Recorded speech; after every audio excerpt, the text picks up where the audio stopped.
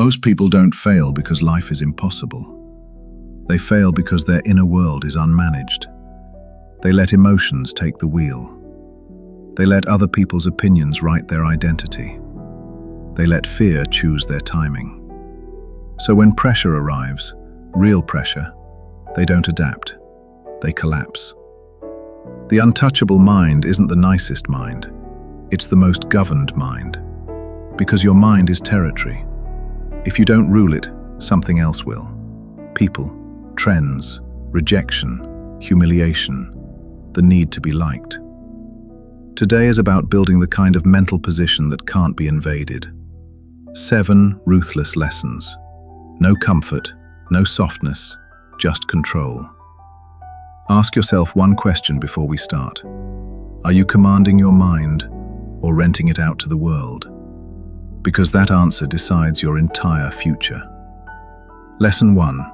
Control the story people tell themselves about you. Power begins long before the argument, the negotiation, the promotion, the confrontation. Power begins in perception. People rarely respond to your intentions. They respond to what they think you are.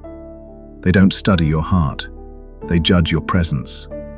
And in a world that moves fast, most people decide who you are in seconds, then treat you accordingly. Here's the ruthless part. If you let other people narrate your life, you'll spend your life defending it. If you're always explaining yourself, you are already beneath them. Explanations sound like requests. Requests sound like weakness. So the untouchable move is simple. Speak with intention. Move with precision. Reveal less than they want. Let your calm do the talking.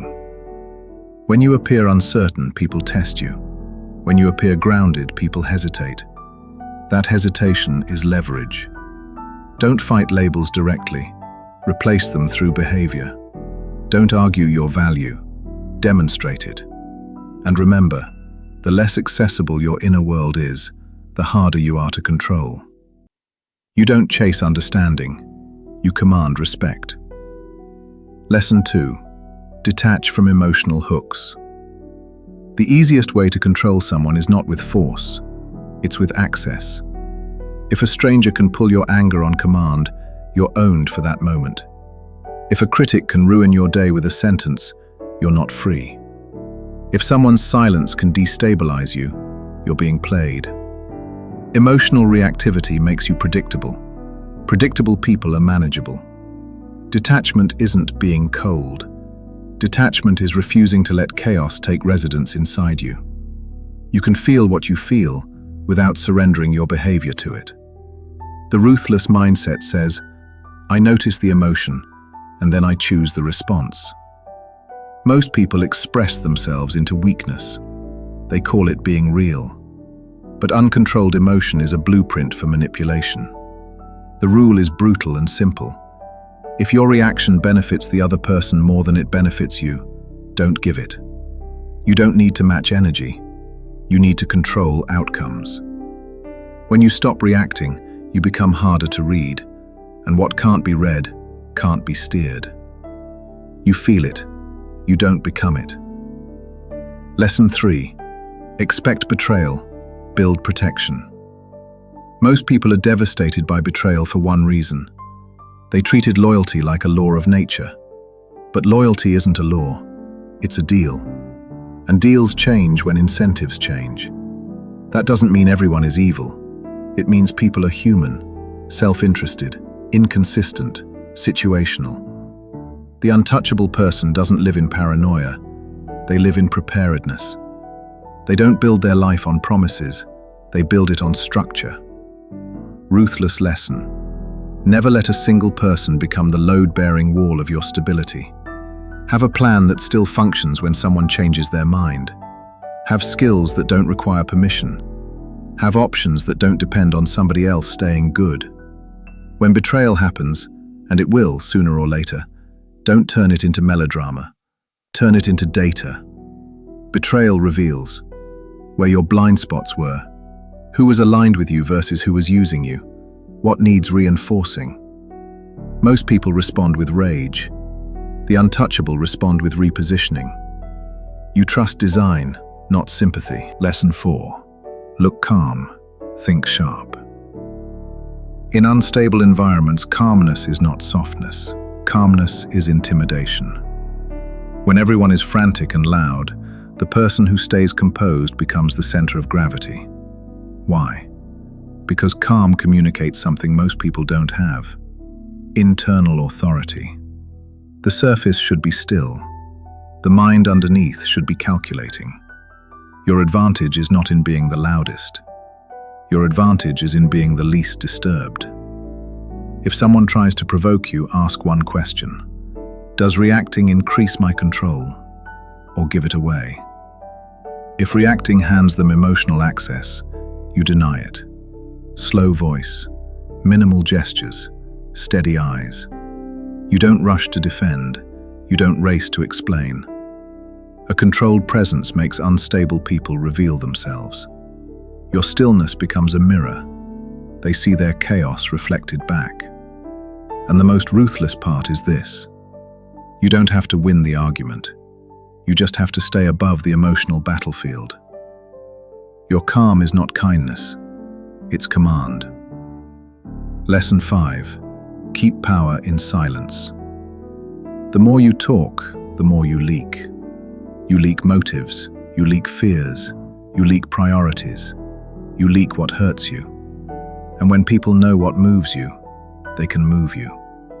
Silence isn't emptiness. Silence is control concentrated. Most people speak to relieve tension. They over-explain to feel safe. They argue to protect ego. The untouchable mind has no need to be understood by everyone in the room. Silence does 3 things. It protects your strategy. It forces others to reveal theirs. It makes your words heavier when you finally use them. In confrontation, silence unsettles. In negotiation, silence extracts information.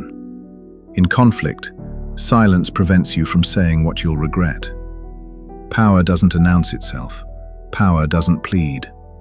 Keep your plans private. Keep your feelings unreadable. Keep your speech intentional. You don't fill silence, you use it. Lesson 6. Master the art of absence. If you're always available, you become ordinary. If you're always reachable, you become manageable. Scarcity is not a dating trick, it's an influence law. Your presence has weight only when it's not constant. The untouchable person understands rhythm: when to step forward, when to disappear, when to be seen, when to let silence do the work. Here's the ruthless part. Don't announce your withdrawal. Don't justify it. Don't explain it. Just remove access. When you disappear, people reveal their relationship to you.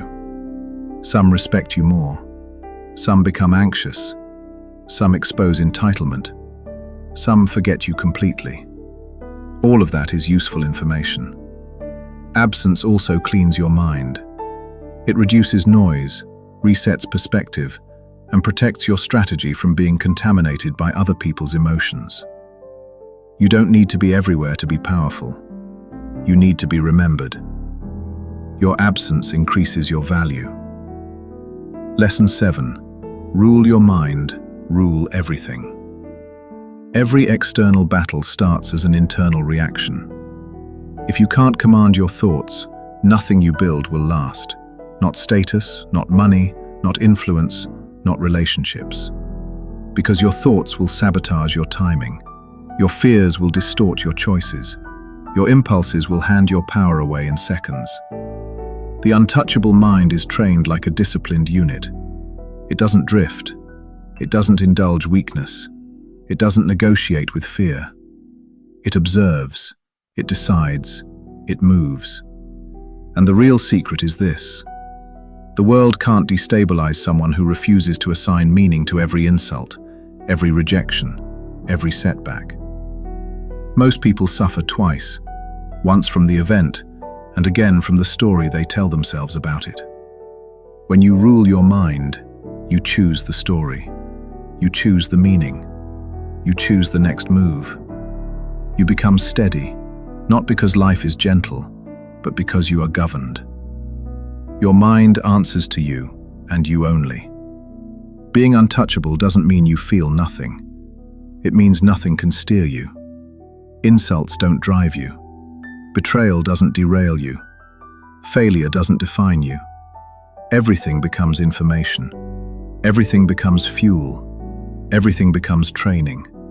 Perception, detachment, preparedness, calm, silence, absence, self-rule. That is the fortress. If you want more of this, cold, strategic, real, subscribe. Because this isn't motivation, this is mental positioning. And when your mind becomes sovereign, the world stops being able to move you.